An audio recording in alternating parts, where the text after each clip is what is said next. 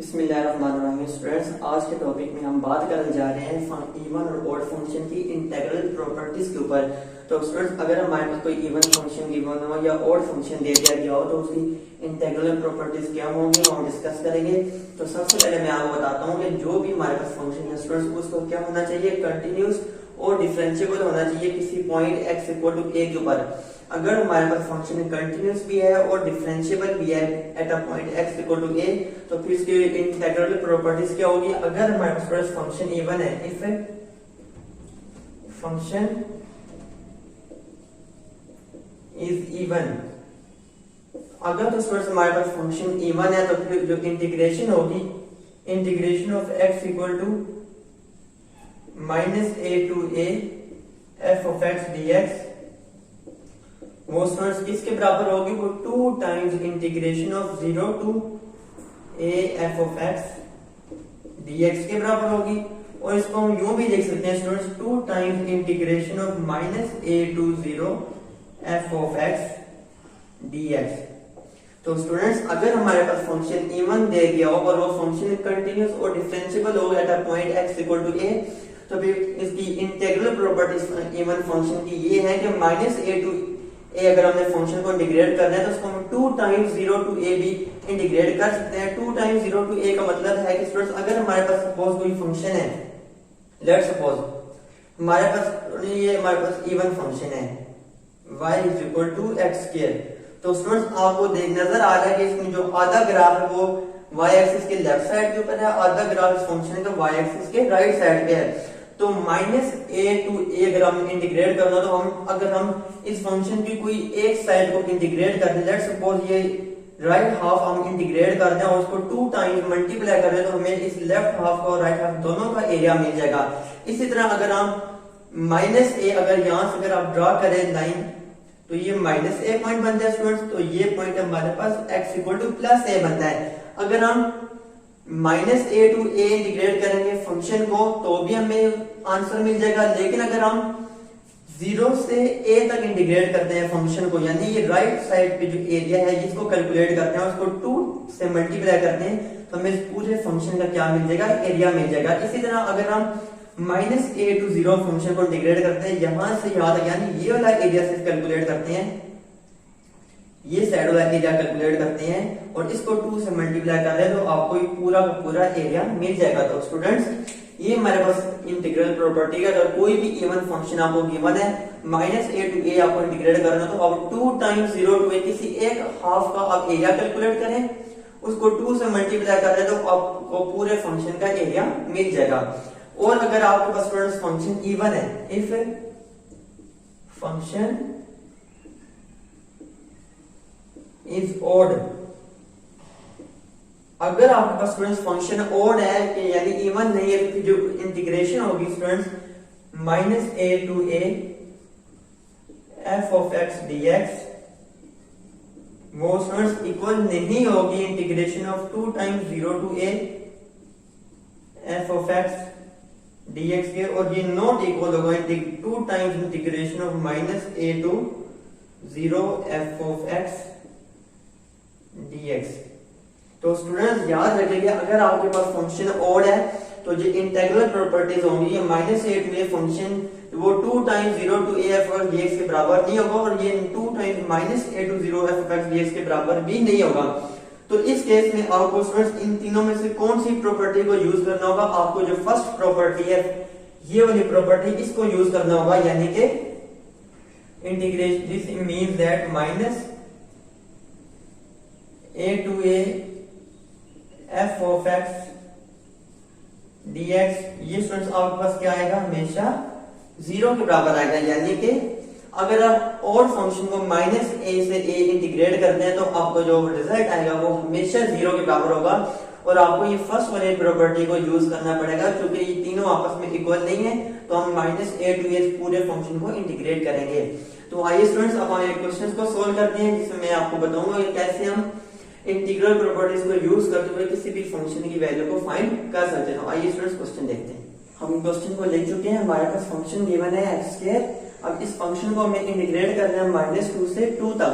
तो स्टूडेंट्स हमारे पास x की अपर लोअर लिमिट गिवन है। अब क्योंकि स्टूडेंट्स ये हमारे पास फंक्शन के इवन फंक्शन है, क्यों इवन फंक्शन है, क्योंकि इसकी जो पावर आ रही है वो हमारे पास इवन नंबर है, यानी 2 है, तो ये हमारे पास एक इवन फंक्शन है जिसकी पावर इवन हो। तो इसको स्टूडेंट्स इंटीग्रेट किस तरह करेंगे, इंटीग्रेशन ऑफ, हमारे पास हमने इवन फंक्शन की प्रॉपर्टीज पढ़ी थी कि x equal to -2 to +2 function x square dx। तो ये स्टूडेंट्स किसके बराबर होगा हमारे पास। अब स्टूडेंट्स हमने एक फॉर्मूला पढ़ा था कि जब ये x की पावर n dx की इंटीग्रेशन करते हैं तो पावर ऐड होती है और पावर डिवाइड होती है। तो ये x की पावर n+1 और n+1 होती है, ठीक है स्टूडेंट्स। तो x की पावर 2 है तो इसमें हमारे पास x की पावर 3 आ जाएगी, पावर ऐड हुई, पावर डिवाइड हुई, लिमिट्स हम पुट करेंगे -2 से 2, -2 से 2।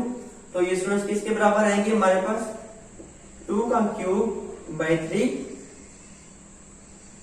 अपर लिमिट पुट की स्टूडेंट्स माइनस का साइन आएगा। अब लोअर लिमिट पुट करेंगे -2 का क्यूब, -2 का क्यूब ओवर 3। तो ये स्टूडेंट्स किसके बराबर आएगा 2 का क्यूब 8/3 माइनस -2 का क्यूब स्टूडेंट्स क्या आता है -8 आता है, जो कि नेगेटिव टर्म हो उसका पावर इवन ऑड हो तो आंसर नेगेटिव ही आएगा। तो -2 का क्यूब -8, माइनस इंटू माइनस +8 बन जाएगा स्टूडेंट्स। तो +8 over 3 which is equal to, ये मैं मिटा देता हूं। तो स्टूडेंट्स ये आ जाएगा हमारे पास एलसीएम 3 आ गया, तो ये 8 + 8 जो है 3 से 3 कैंसिल, तो ये हमारे पास 16 ओवर 3 आया है। तो स्टूडेंट्स हमारे पास जो इंटीग्रेशन आई है वो 16/3। इसको स्टूडेंट्स आप यूं भी कर सकते हैं कि अगर हम इसको इंटीग्रेट करें 2 टाइम्स इंटीग्रेशन ऑफ 0 से 2, हमने इसकी प्रॉपर्टीज पढ़ी थी कि -2 से 2 इंटीग्रेट करो या 2 टाइम्स 0 से 2 इंटीग्रेट करके किसी एक हाफ को फाइंड करें। क्योंकि जो x स्क्वायर का ग्राफ ड्रा करें तो स्टूडेंट्स ये हमारे पास पैराबोला है जो y एक्सिस पे खुद रहा है। तो ये x की वैल्यू हमारे पास -2 से 2 जा रही है स्टूडेंट्स। अगर आप x एक्सिस पे ड्रा करें तो ये -2, ये +2, ये y is equal to x square. तो स्टूडेंट्स अगर आप -2 से 2 इंटीग्रेट करेंगे तो जो पूरा का पूरा पैराबोला का एरिया आएगा वो हमारे पास 16/3 आया। लेकिन अगर आप किसी एक हाफ को कैलकुलेट करें, यानी कि सिर्फ इस एरिया को कैलकुलेट करें, अगर आप इस एरिया को कैलकुलेट करें तो जो कि 0 से 2 आ रहा है, तो हम 2 टाइम्स 0 से 2 करेंगे तो x square dx which is equal to 2 times x square की integration x cube by 3, limits put करेंगे 0 से 2 which is equal to 2 times 2 का क्यूब स्टूडेंट्स कितना आता है हमारे पास 8 ओवर 3 माइनस जब 0 पुट करेंगे तो 0 का cube 0/3 0 which is equal to 2 8 16 over 3। तो स्टूडेंट्स जब हमने 2 टाइम्स 0 से 2 इंटीग्रेट किया इस फंक्शन को तो भी हमारा एरिया 16 ओवर 3 आया है। तो इसी तरह अगर आप -2 टाइम्स और -2 टाइम्स अगर आप स्टूडेंट इंटीग्रेट करें 2 टाइम्स, बल्कि -2 से 0 इंटीग्रेट करें इस फंक्शन x स्क्वायर dx को, तो ये क्या आएगा आपके पास 2 times x cube by 3, limits -2 से 0 है स्टूडेंट्स। तो ये 2 टाइम्स, अब 0 का क्यूब 0 तो ये आएगा 0 माइनस -2 का क्यूब स्टूडेंट्स कितना आता है -8 माइनस, और ये -8 +8 और नीचे हमारे पास 3 था, तो ये 2 8 16 ओवर 3। तो ये हमारे पास स्टूडेंट्स क्या आ रहा है, हमारे पास फाइनल रिजल्ट आ गया। तो आपने देखा कि अगर हमारे पास फंक्शन इवन हो तो उसको -2 से इंटू 2 इंटीग्रेट करें तो भी आंसर सेम आएगा, 2 टाइम्स 0 से 2 इंटीग्रेट करें तो भी आंसर सेम आएगा, 2 टाइम्स -2 से 0 इंटीग्रेट करें तो भी आंसर सेम आएगा। यानी अगर आप यहां से यहां तक इंटीग्रेट करें और उसको 2 से मल्टीप्लाई करें तो आपको पूरा का पूरा एरिया मिल जाएगा इस कर्व का। अगर 0 से 2 इंटीग्रेट करें और उसको 2 से मल्टीप्लाई कर दें तो ये एरिया और ये एरिया डबल हो के आपको पूरे एरिया मिल जाएगा। तो ये स्टूडेंट्स हमारे पास इवन फंक्शन था। अगर हम एक ऑड फंक्शन देखते हैं कि हम ऑड फंक्शन पे ये वाली इंटीग्रल प्रॉपर्टीज को अप्लाई कर सकते हैं या नहीं कर सकते, तो आइए स्टूडेंट्स हम एक इवन ऑड फंक्शन को भी देख लेते हैं।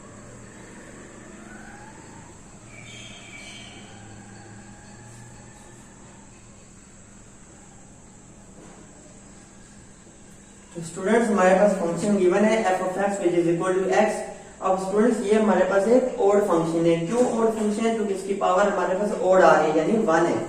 तो इसमें स्टूडेंट्स हम वही फंक्शन की फॉर्मूला अप्लाई करेंगे, integration I is equal to integration of x minus 1 से 1 जा रहा है -1 to 1 f of x which is equal to x into dx।